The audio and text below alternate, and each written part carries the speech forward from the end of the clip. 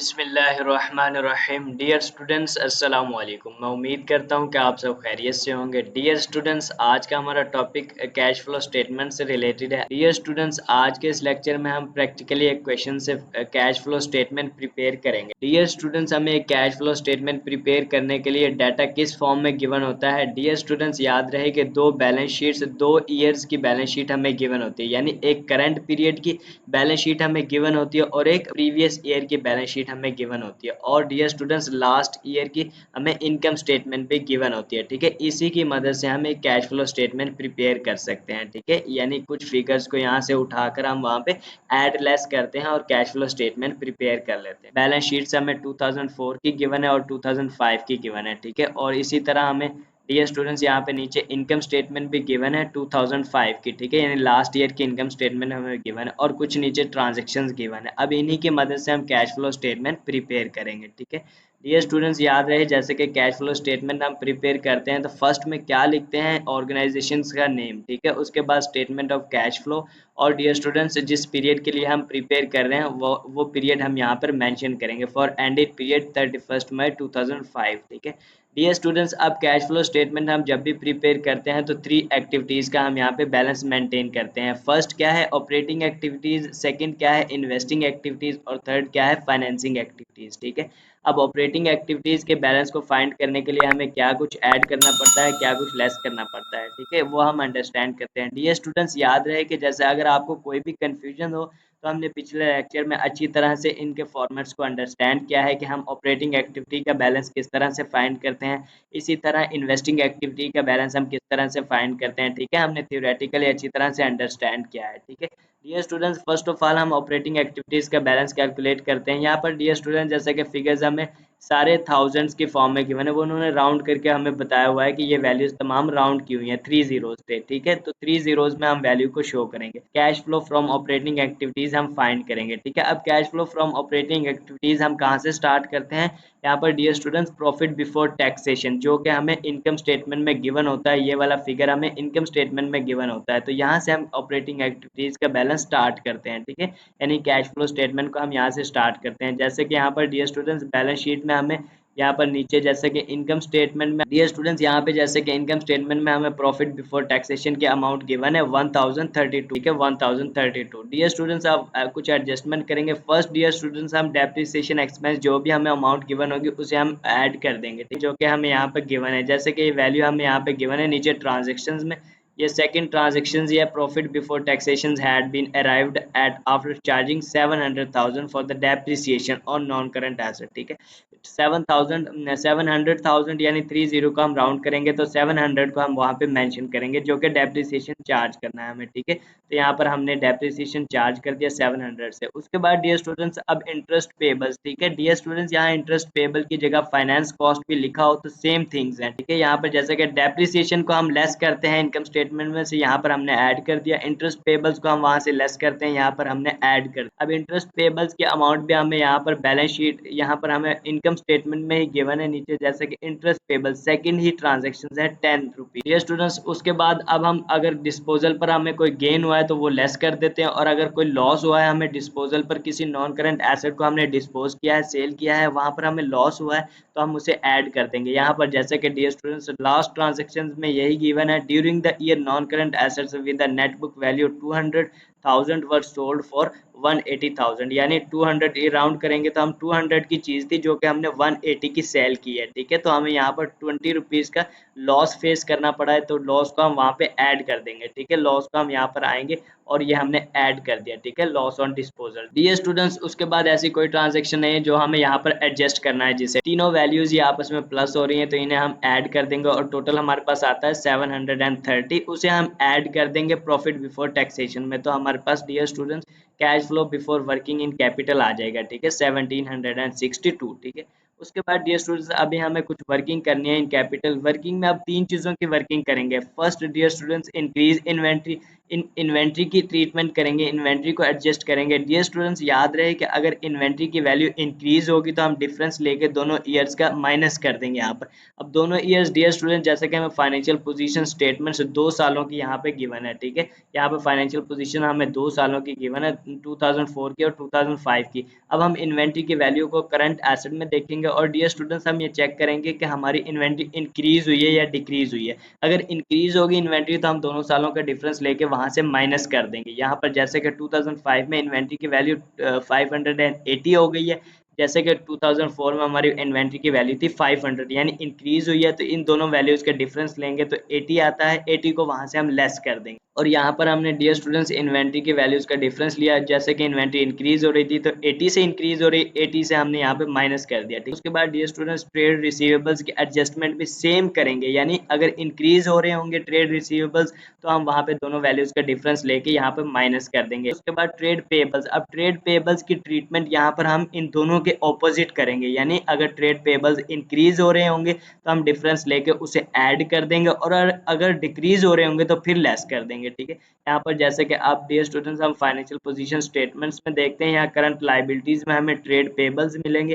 Trade payables ये रहे हमारे डियर स्टूडेंट। 2005 में ट्रेड पेबल्स की अमाउंट क्या है 450 और 2004 में हमारी ट्रेड पेबल्स की अमाउंट क्या है 365, ठीक है। यानी ट्रेड पेबल्स हमारे इंक्रीज हुए।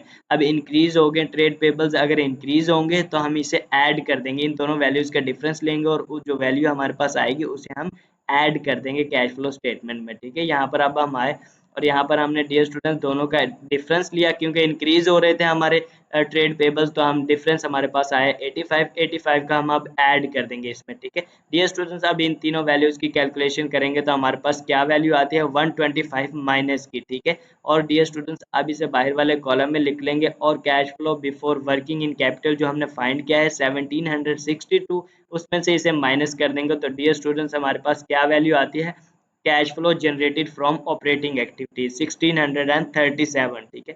डियर स्टूडेंट्स अब हमने यहाँ पर जैसे कि कुछ ट्रांजैक्शंस ऐसी एडजस्ट की थी जो कि ऑपरेटिंग एक्टिविटीज का पार्ट नहीं है, उन्हें हम अब रिवर्स कर देंगे, ठीक है। यानी इंटरेस्ट पेबल्स हमने यहाँ पे ऐड किए हैं। इंटरेस्ट पेबल्स ये ट्रांजैक्शन ऑपरेटिंग एक्टिविटीज का पार्ट नहीं है, ठीक है, तो इसे हम वापस लेस कर देंगे 10 से, ठीक है। डियर स्टूडेंट्स उसके बाद tax paid, dear students tax paid की अमाउंट हमें कैलकुलेट करने के लिए कुछ वर्किंग करनी पड़ती है, यानी एक टी अकाउंट बनाना पड़ता है, ठीक है। तो हम फाइंड करके उसे हम माइनस कर देते हैं जो भी वैल्यू आती है। यहाँ पर हमने 145 फाइंड किया है टैक्स पेड, ये अब हमने किस तरह से फाइंड किया है यहाँ से हम अंडरस्टैंड करते हैं। डियर स्टूडेंट्स हमने यहाँ पे टैक्स पेड का एक टी अकाउंट क्रिएट किया है, ठीक है। ओपनिंग बैलेंस टैक्स का ओपनिंग बैलेंस हमेशा क्रेडिट साइड पे लिखते हैं और क्लोजिंग बैलेंस हमेशा डेबिट साइड पे लिखते हैं, जैसे कि यहाँ पर हमने लिखा है, ठीक है डियर स्टूडेंट्स। और इनकम स्टेटमेंट में जो भी वैल्यू टैक्सेशन की अमाउंट हमें गिवन होती है उसे भी हम क्रेडिट साइड पे लिख लेते हैं। दोनों साइड्स को इक्वल करने के लिए हमें बैलेंस कैरी डाउन लेना होगा, ठीक है। जो हमारा बैलेंस कैरी डाउन आएगा डियर स्टूडेंट यानी ऑपरेटिंग एक्टिविटीज में उस अमाउंट को हम चार्ज कर देंगे। यहाँ पर जैसे कि dear students balance carry down हमने क्या लिया है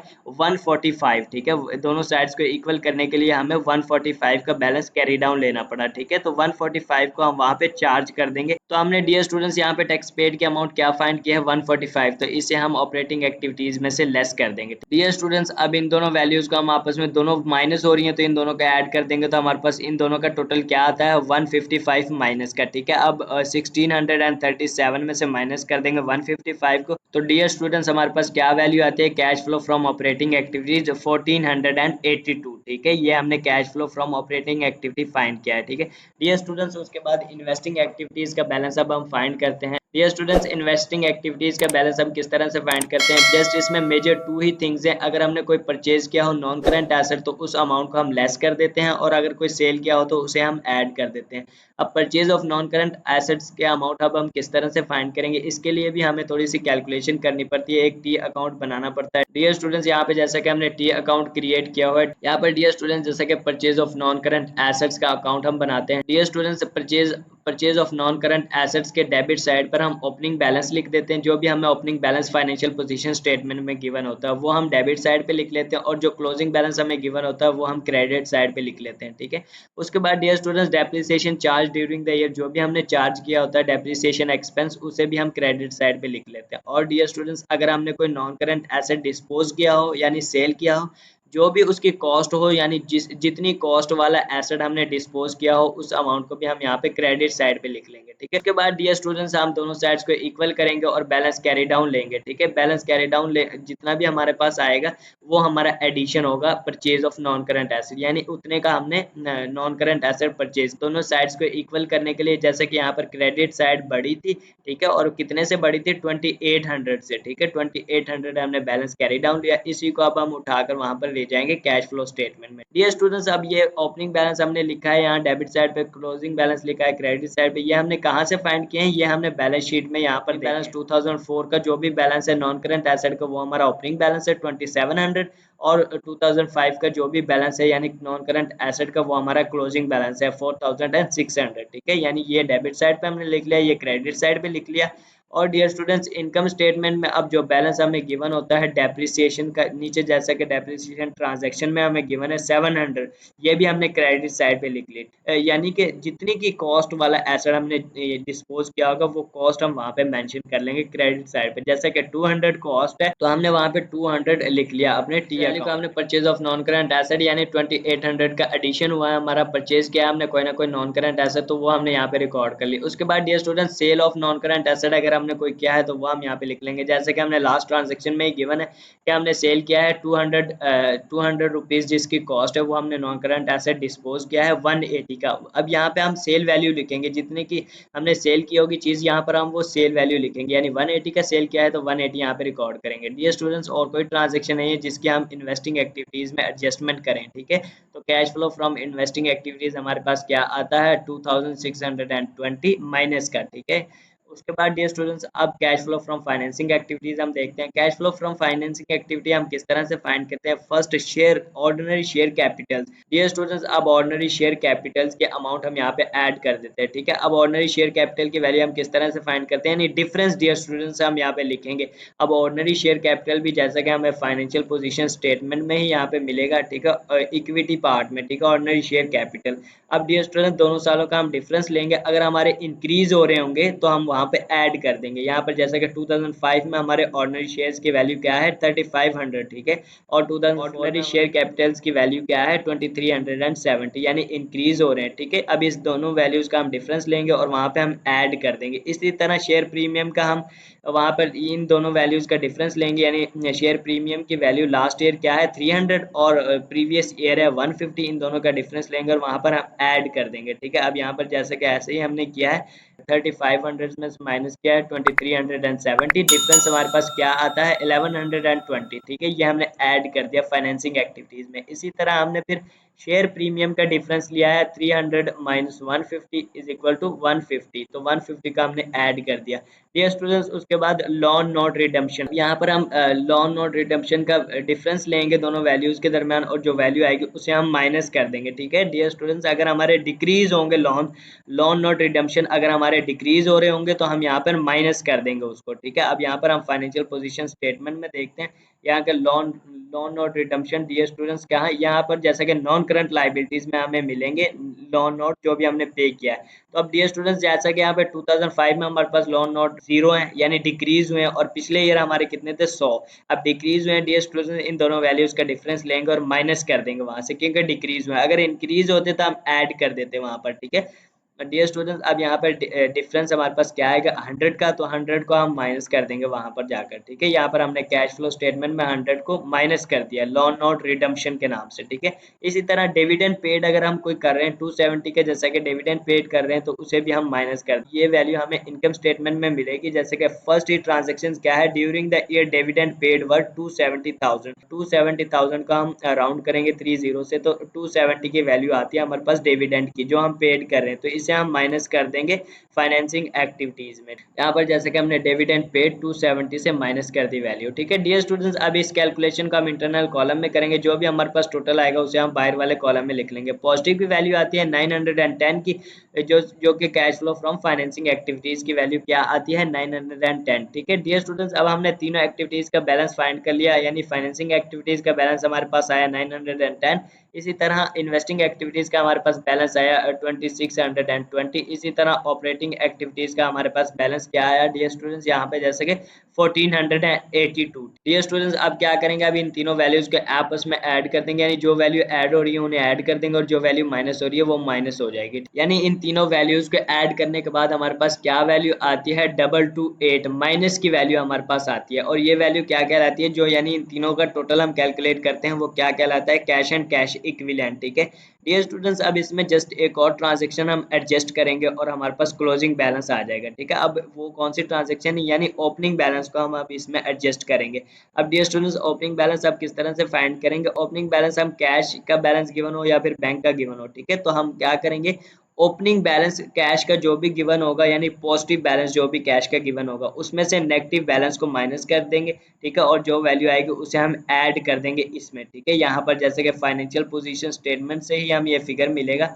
डियर स्टूडेंट्स, यहाँ पर जैसा कि हमें पॉजिटिव बैलेंस क्या है करंट एसेट का, यानी बैंक का देखेंगे, यहाँ पर बैंक का बैलेंस गिवन होगा या फिर कैश का बैलेंस गिवन होगा। ठीक है, तो अब ओपनिंग बैलेंस देखेंगे बैंक का, यानी 2004 की स्टेटमेंट में हम देखेंगे बैंक का बैलेंस तो 170 है। ठीक है, अब नीचे बैंक ओवरड्राफ्ट यानी बैंक का नेगेटिव बैलेंस में हम देखेंगे 2004 की स्टेटमेंट में, तो हमारे पास बैंक का बैलेंस क्या है, बैंक ओवरड्राफ्ट का बैलेंस जीरो है। ठीक है, तो यानी 170 में से माइनस करेंगे जीरो, तो हमारे पास क्या वैल्यू आती है, 170। ठीक है, तो इस 170 को अब हम यहाँ पर ऐड कर देंगे। ठीक है, इस कैश एंड कैश इक्विवेलेंट में 170 को ऐड कर देंगे।